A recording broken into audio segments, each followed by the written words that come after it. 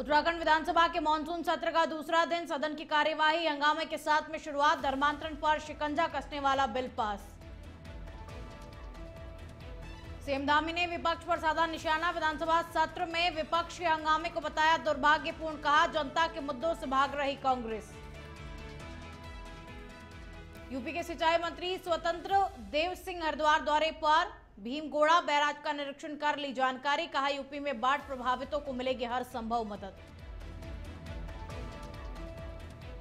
नैनीताल में बीमार महिला को डोली से पहुंचाया अस्पताल। पहाड़ और उफनती नदी पार कर ग्रामीणों ने बचाई जान। सड़क और पुल न होने पर सवालों के घेरे में सरकार।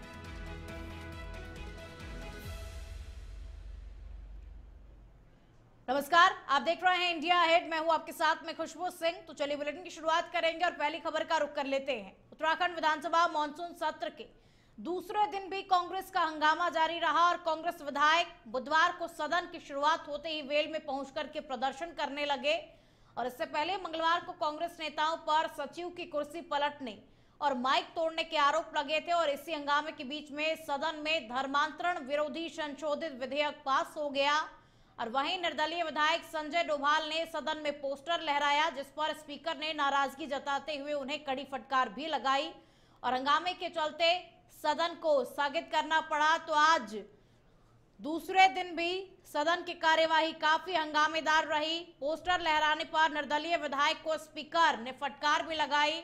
उत्तराखंड विधानसभा में दूसरे दिन भी विपक्ष का हंगामा देखने को मिला। पहले दिन की कार्यवाही भी विपक्ष के हंगामे के चलते स्थगित करनी पड़ी और आज दूसरे दिन भी सदन की कार्यवाही काफी हंगामेदार रही। जैसे ही सदन की कार्यवाही शुरू हुई, विपक्ष वेल में आकर के हंगामा करने लगा और हंगामे के बीच में धर्मांतरण विरोधी संशोधित विधेयक पास हो गया।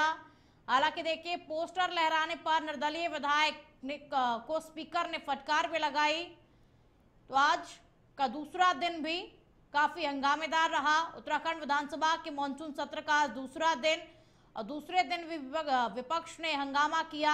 जैसे सदन की कार्यवाही शुरू हुई, कांग्रेस के नेता वेल में आकर के हंगामा करने लगे। तो चलिए और अधिक जानकारी संवाददाता वैभव से ले लेते हैं। वैभव, आज दूसरे दिन भी सदन की कार्यवाही जो है वो सुचारू रूप से नहीं चल सकी। आज भी कांग्रेस का हंगामा देखने को मिला।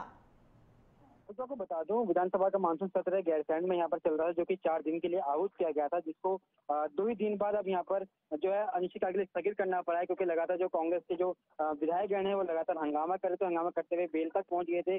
कल भी यही चर्चा के बीच में ये चीज देखने को मिलती। इसके बाद जो सदन को स्थगित कर दिया गया था। वहीं आज भी जैसे सदन शुरू हुआ, वैसे ही दोबारा जो कांग्रेस के विधायकगण है वो बेल तक पहुंच गए और हंगामा करने लगे अपनी मांगों को लेकर। जिसके बाद जो है विधानसभा क्या कुछ मांगे हैं वैभव? कांग्रेस के नेताओं की क्या कुछ मांगे हैं? किन मांगों को लेकर के विरोध कर रहे हैं? इसमें आपको बता दो, कांग्रेस के जो भी विधायकों की मांग है, जो कानून व्यवस्था उत्तराखंड में बिगड़ी हुई है उसको लेकर यहाँ पर सुचारू रूप से दिखाने के लिए, उसको सुधारने के लिए यहाँ पर अपनी मांग कर रहे थे।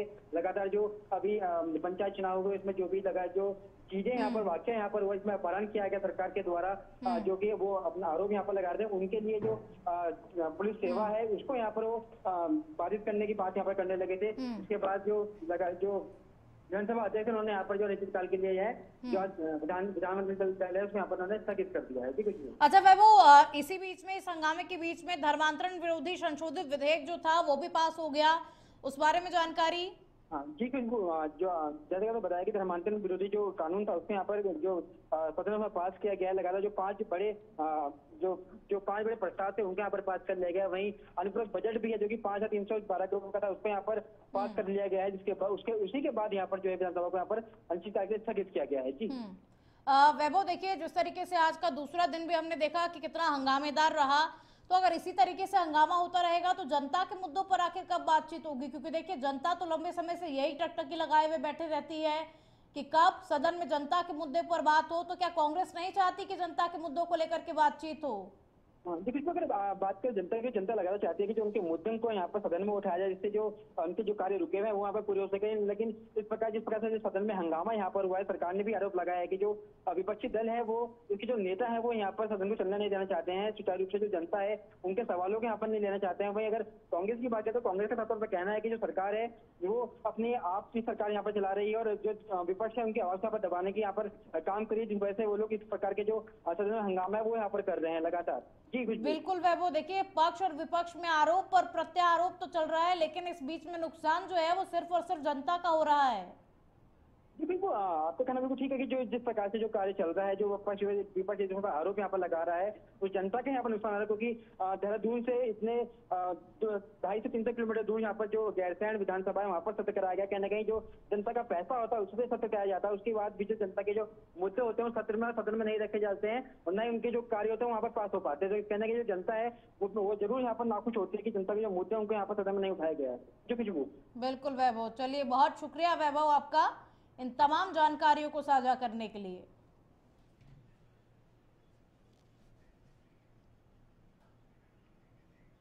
मुख्यमंत्री पुष्कर सिंह धामी ने विधानसभा सत्र में विपक्ष के हंगामे को दुर्भाग्यपूर्ण बताया।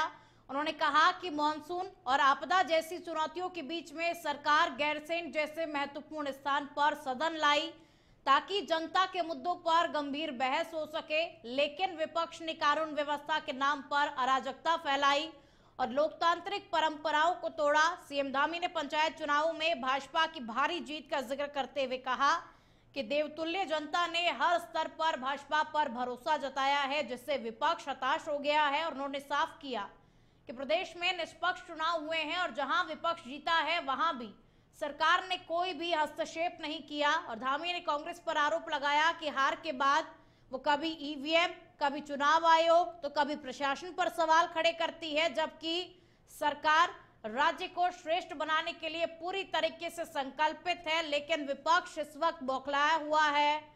और सीएम धामी ने विपक्ष पर निशाना साधा। सीएम धामी ने यही कहा कि विपक्ष इस वक्त अपनी हार से बौखलाहट में है और इसीलिए विपक्ष कभी ईवीएम पर सवाल खड़े करता है तो कभी चुनाव आयोग पर सवाल खड़े करता है, लेकिन सरकार जो है वो जनता के लिए सोचती है, जनता के मुद्दों पर काम करती है और इसीलिए सरकार राज्य को श्रेष्ठ बनाने के लिए पूरी तरीके से संकल्पित है। जनता के लिए जो भी अच्छा होगा, जो भी अच्छे मुद्दे होंगे, सरकार उनको लेकर के आएगी और आम जनता के लिए कार्य करेगी सरकार।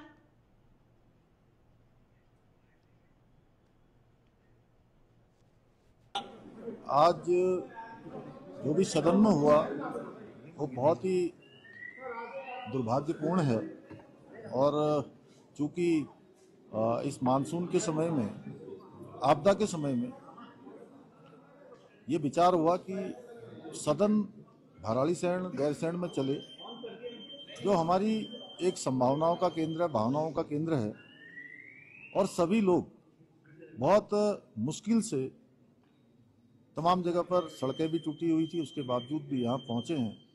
पूरा सदन यहाँ पर आहूत किया गया है।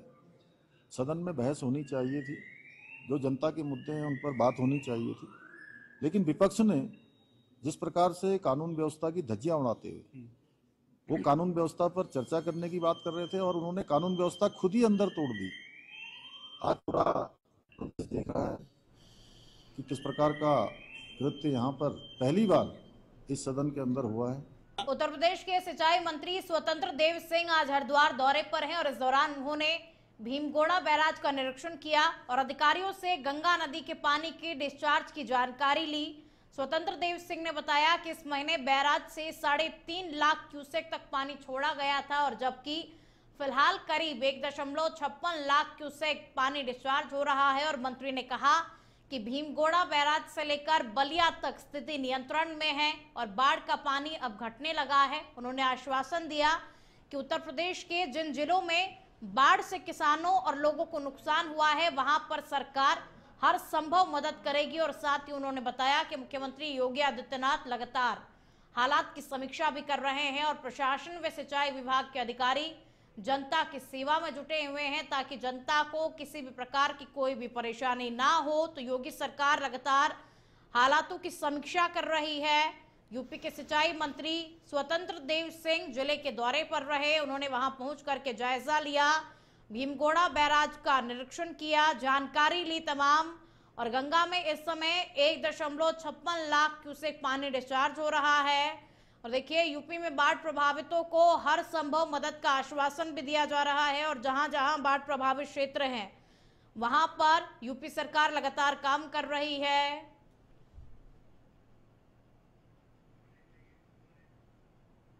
हमारा बैराज है ये, जो लगभग इस बैराज से और इससे लगभग मैं 25-30 जिलों को पानी देता हूँ। गंगा जी की पानी यानी लास्ट हमारा कौशाम्बी तक जाता है। इटावा है, औरैया है, कानपुर है, फतेहपुर है, कौशाम्बी उधर जाता है। इधर अलीगढ़ है, अलीगढ़, हापुड़, बुलंदशहर, आगरा, फिरोजाबाद और इधर पश्चिमी उत्तर प्रदेश में लगभग सभी जिलों को हम पानी यहीं से देते हैं। और वर्तमान में पिछला जब थोड़ा गंगा जी में बाढ़ आया उधर बलिया और उस क्षेत्र में, और यमुना में भी बाढ़ आया, दोनों नदियों में बहुत पानी आने के कारण जिससे अब हथनी कुंड से 4 लाख पानी पास हुआ है क्यूसिक। और लेकिन हमारे ओखला बैराज से 91,000, यहाँ से लगभग 1.5 लाख के आसपास इस समय पानी है। जब समय बाढ़ आया था 3.5 लाख के आसपास निकला था, इस समय 1.5 लाख। उत्तराखंड विधानसभा सत्र में मुख्यमंत्री पुष्कर सिंह धामी ने वित्तीय वर्ष 2025-26 के लिए 5,315 करोड़ रुपए का अनुपूरक बजट पेश किया। उन्होंने कहा कि इस बजट के जरिए युवाओं को नए अवसर देने, महिलाओं को सशक्त बनाने और किसानों को सहारा देने और दूरस्थ पहाड़ी इलाकों में बुनियादी सुविधाएं पहुंचाने पर विशेष ध्यान दिया गया है। सीएम धामी ने स्पष्ट किया कि सरकार आत्मनिर्भर उत्तराखंड, समृद्ध उत्तराखंड के संकल्प को पूरा करने के लिए पूरी तरीके से प्रतिबद्ध है।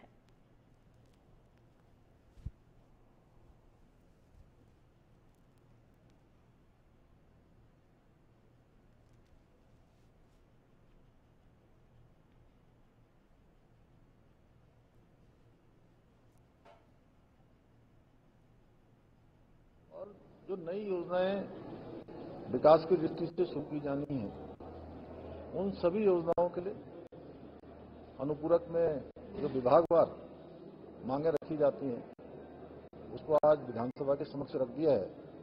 उसमें प्रमुख रूप से ये अनुपूरक बजट में 5,315 करोड़ रुपए का प्रावधान किया गया है, जिसमें से 2,152 करोड़ राजस्व के जो पहले से चली आ रही योजनाएं हैं या प्लान का जो पैसा है उसमें जाएगा, और पूंजीगत इंफ्रास्ट्रक्चर और अन्य विकास कार्यों के लिए 3,163 करोड़ रुपए का इस बजट में प्रावधान किया गया है। और प्रमुख रूप से इस बजट में जो हमारा देहरादून में रिस्पना और बिंदाल, इसके ऊपर देहरादून शहर के आने वाले समय में आवागमन की समस्या और जो दिल्ली देहरादून एक्सप्रेस वे उसके चालू हो जाने के बाद बहुत बड़ी संख्या में लोगों का आवागमन होगा और फुटफॉल बहुत तेजी से बढ़ने वाला है। इसलिए इस पर एलिवेटेड रोड बनाए जाने की जो योजना भारत सरकार के साथ हमने मिलकर बनाई है, भारत सरकार ने सैद्धांतिक रूप से उसमें हमको सहमति भी दी है। इसमें यूटिलिटी शिफ्टिंग और अन्य प्रकार के जो काम है, उन कामों के लिए 925 करोड़ रुपए का इस। अब खबर नैनीताल से, जहां रामनगर तराई पश्चिमी वन प्रभाग के बैलपड़ाव इलाके में तेंदुए का आतंक बढ़ता जा रहा है और ग्राम सभा सैमल चौड़ के लोग कई दिनों से खौफ में हैं और रात भर जागकर के परिवार की सुरक्षा करने को मजबूर हैं। और मंगलवार देर रात तेंदुआ एक ग्रामीण गुरुदत्त सिंह गिल के पालतू कुत्ते को आंगन से उठा करके ले गया और जिसकी पूरी घटना सीसीटीवी कैमरे में कैद हो गई। घटना के बाद में गांव में दहशत और भी ज्यादा बढ़ गई है और ग्रामीणों का कहना है कि तेंदुआ कई दिनों से इलाकों में मंडरा रहा है और जिससे कि लोग खेतों और घरों से बाहर निकलने में डर रहे हैं। ग्रामीणों ने वन विभाग पर लापरवाही का आरोप लगाते हुए कहा कि जल्द से जल्द तेंदुओं को पकड़ा जाए।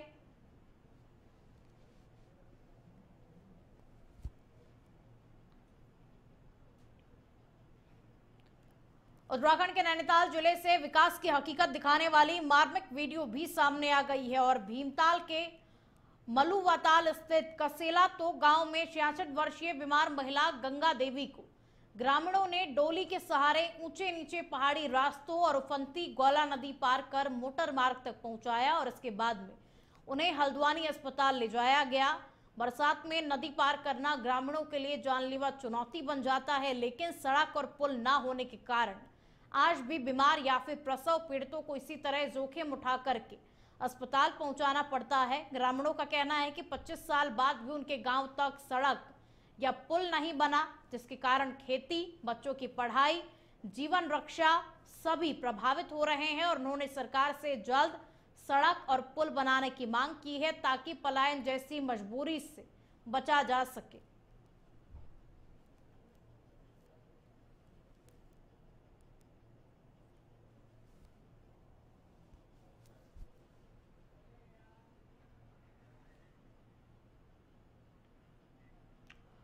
अल्मोड़ा में दशहरे की तैयारियां जोर पकड़ रही है। सांस्कृतिक नगरी में पिछले 150 वर्षों से जारी ऐतिहासिक रामलीला का मंचन इस बार भी खास रहने वाला है। कलाकार देर रात तक अभ्यास कर संवादों और अभिनय को निखार रहे हैं और यहाँ की रामलीला की खासियत है कि इसमें संवाद गायन पद्धति पर आधारित होते हैं और जिसमें राग रागनियों का प्रयोग भी किया जाता है और स्थानीय कलाकार दिन रात मेहनत कर दोहों को कंठस्थ कर रहे हैं ताकि मंचन के दौरान बेहतरीन प्रस्तुति दी जा सके। अल्मोड़ा शहर में करीब दर्जन भर से अधिक स्थानों पर रामलीला का मंचन होता है जो कि दर्शकों को धार्मिक और सांस्कृतिक अनुभव भी प्रदान करता है। तो देर रात तक संवाद और अभिनय का अभ्यास किया गया। गायन पद्धति व राग रागनियों से रामलीला जीवंत होती है।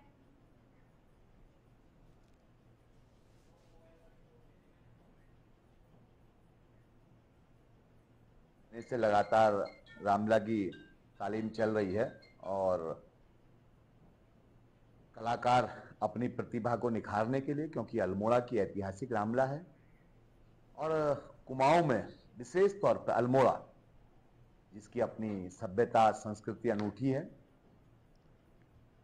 कुछ नया हम लोग हर वर्ष करते हैं और इस बार भी हमारे वरिष्ठ रंगकर्मी राजेंद्र तिवारी जी द्वारा एक हमारा परंपरागत त्योहार है जिसे हम साटू आठू करके मनाते हैं, उस पर भी नृत्य नाटिका का हमारी वरिष्ठ महिलाएं उस कार्यक्रम को में प्रतिभा